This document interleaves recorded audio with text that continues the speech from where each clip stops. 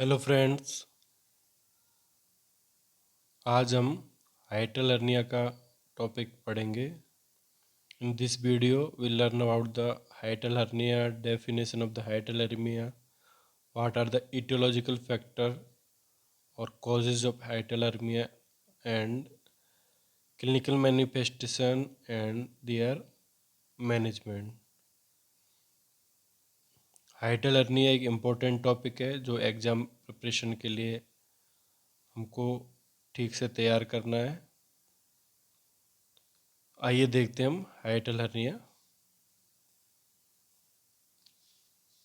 हाइटल hernia का definition सबसे first, a hiatal hernia is also known as oesophageal hernia और diaphragmatic hernia. Hiatal hernia का दूसरा नाम है ईसोफेजियल हर्निया और diaphragmatic hernia. A portion of the stomach herniate through the diaphragm and into the thorax। Hiatal hernia में stomach का portion है जो हर्निएट होता है, मीन्स अपने स्थान से किसी दूसरे स्थान पर, मीन्स यहाँ पर stomach content herniate through the diaphragm और थोरेक्स। स्टोमक कंटेंट अपनी कैविटी से जहाँ पर वो नेचुरली प्लेस्ड है वहाँ से हर्निएट होके डायफ्राम एंड थोरेक्स में थोड़ा मूव कर जाते हैं, मीन्स एक तरह से bulging of the organs into other cavity. तो हाइटल हर्निया में ए portion of the stomach herniate through the diaphragm and into the thorax। Next, herniation result from the weakening of the muscle of the diaphragm and is aggravated by factor that increased intra-abdominal pressure such as pregnancy, ascites, obesity, tumor and heavy lifting। Hernia क्यों होता है? Hernia का main कारण है कि जो muscle है around the organ वो कमज़ोर हो जाती है। तो हाइटल हर्निया में डायफ्रैग्मेटिक मसल वीक हो जाती है जिसके कारण स्टोमक कंटेंट हर्निएट हो जाते हैं इनटू डायफ्रैग्मेटिक हर्निया और थोरैक्स एरिया। ये इंट्रा एब्डोमिनल प्रेशर के इंक्रीज होने के कारण जो pregnancy, ascites, obesity, tumour and heavy lifting के समय हो जाता है। मीन्स इन कंडीशंस में इंट्रा एब्डोमिनल प्रेशर इंक्रीज हो जाता है जो डायफ्राम के मसल को वीक करता है और ये हर्निया का कॉज होता है। ठीक है। Next, complications include ulceration, haemorrhage, regurgitation. Regurgitation means backward flow, means हम कुछ भी खाएंगे वो वापस उल्टी के रूप में, वोमिटिंग के रूप में बाहर आ जाएगा, तो इसको कहते हैं regurgitation. And aspiration of the stomach contents. Next, strangulation. Strangulation means stop the blood supply to specific area.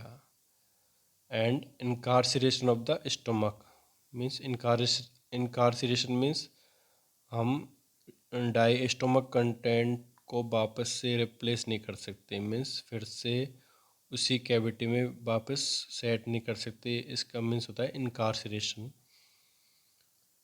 इनकार्सिरेशन of the stomach in the chest with possible necrosis, peritonitis and mediastinitis. Necrosis, tissue death, peritonitis, inflammation of the peritoneum and mediastinum का inflammation. तो ये सारे complication इस hernia में present रहेंगे, जिसमें strangulation, incarceration, necrosis, peritonitis and mediastinitis, haemorrhage, ulceration, ये मुख्य हैं। तो इसमें पढ़े थे हमने definition, aetiology and complication of the hiatal hernia.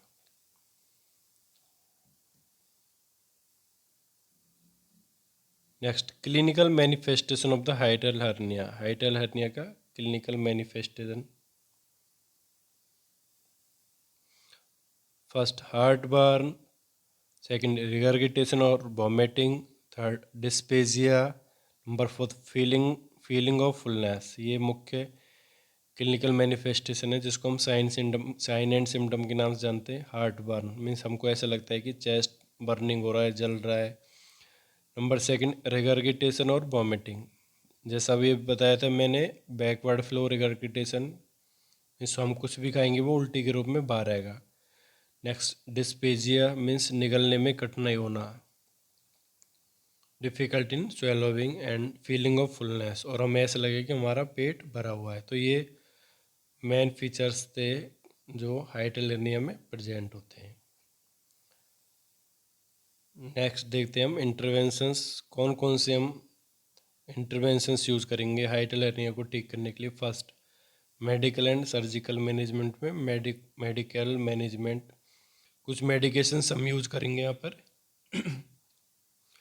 Sorry, antacid to neutralise stomach acid means heart burning present है तो हम एंटासिड्स का यूज़ करेंगे जैसे कि स्टोमक एसिड न्यूट्रलाइज हो। Number second S two receptor blockers that lower acid production, S two receptor blockers जिसके कारण स्टोमक में एसिड का निर्माण नहीं होगा।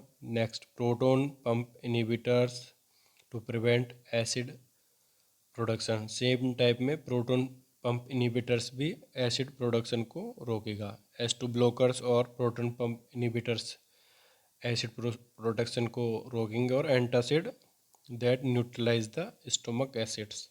तो ये कुछ मेडिकेशंस हमको हाइटल हर्निया में यूज़ करना है। नेक्स्ट देखते हैं हम surgical management.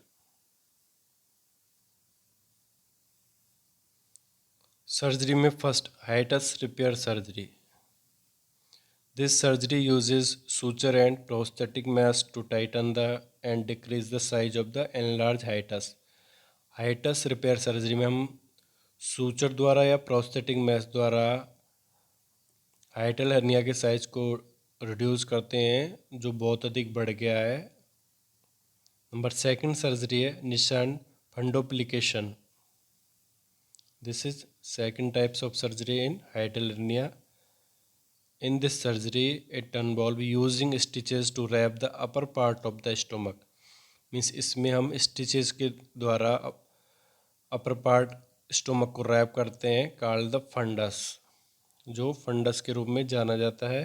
The next around the bottom portion of the oesophagus in order to hold the stomach in place below the diaphragmatic hiatus। The stitches create pressure at the end of the esophagus which prevent stomach acid and food from flowing up from the stomach।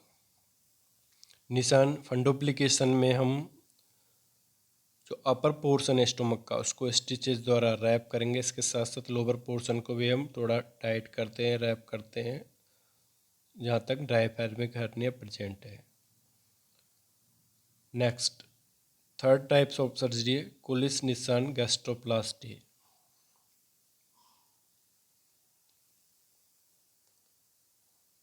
This surgery is used to lengthen the esophagus in patients with more complex form of hiatal hernia due to esophageal shortening। Kulish निशान gastroplasty में हम oesophageal means oesophagus का side length करते हैं due to the hiatal hernia there is shortening of the oesophagus in case we enlarge the size of esophagus। this is the Colles Nissen gastroplasty। तो ये मुख्य surgery थी जिसमें first था hiatus repair surgery, second निशान fundoplication, third Kulish निशान गैस्ट्रोप्लास्टी। Other measures देखते हैं हम क्या क्या इंटरवेंशंस और यूज़ कर सकते हैं। Next provide small frequent meal and limit the amount of liquid taken with meal. Means हम पेशेंट को कुछ स्मॉल मील देंगे, मीन्स एक साथ भरपेट भोजन नहीं कराना है, इसके साथ साथ हमें फ्लूइड भी धीरे धीरे लेना है। Means there is vomiting and regurgitation present means backward flow of the stomach content. Next, advise the client not to recline for 1 hour after meal after eat.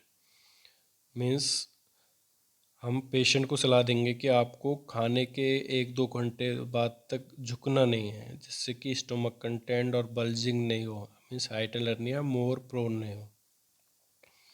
तो इसमें रिक्लाइन का अपन को स्टॉपिंग करना है आफ्टर द मील।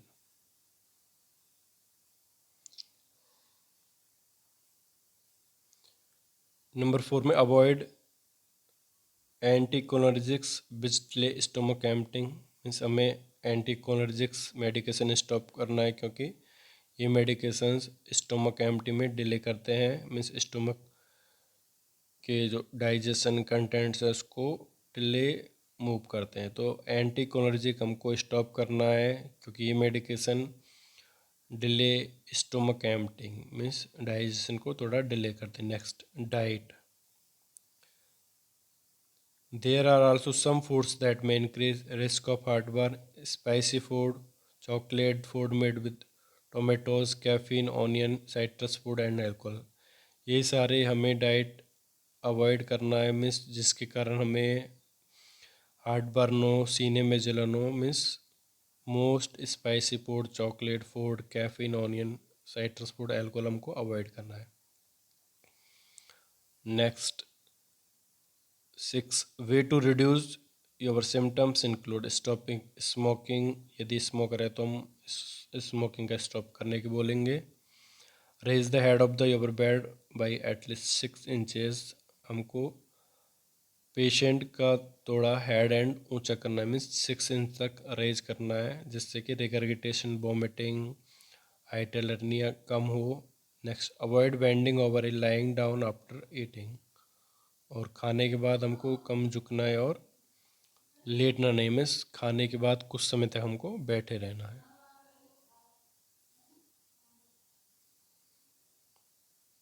यहाँ हम hiatal hernia में देख रहे हैं, there is normal stomach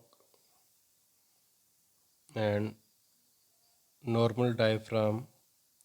In hiatal hernia, there is bulging of the stomach content through the diaphragmatic muscle, and stomach content go through the and reach up to the thorax cavity due to weakness of the diaphragm, and this is the hiatal hernia here। तो आप इस diagram में समझ सकते हो कि normal stomach है और दूसरे में स्टोमक कंटेंट्स वीक डायफ्राम के थ्रू थोड़ा ऊपर जा रहे हैं, bulging of the stomach contents. ये हमें फूला हुआ एरिया दिखाई दे रहा है, जो हाइटल हर्निया के रूप में हम इसको जानते हैं।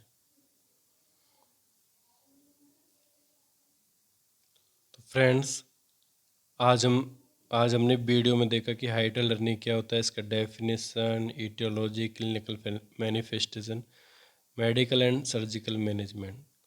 तो ये एग्ज़ाम प्रिपरेशन के लिए बहुत इम्पोर्टेंट टॉपिक है।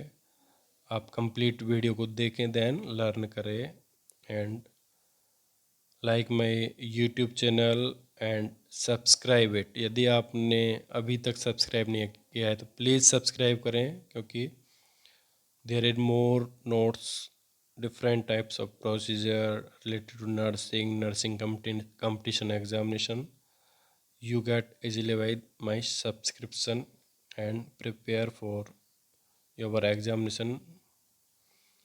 तो फ्रेंड्स, आप प्लीज़ यूट्यूब चैनल को सब्सक्राइब करें। इसका नाम है आनंद नर्सिंग फाइल। Thank you.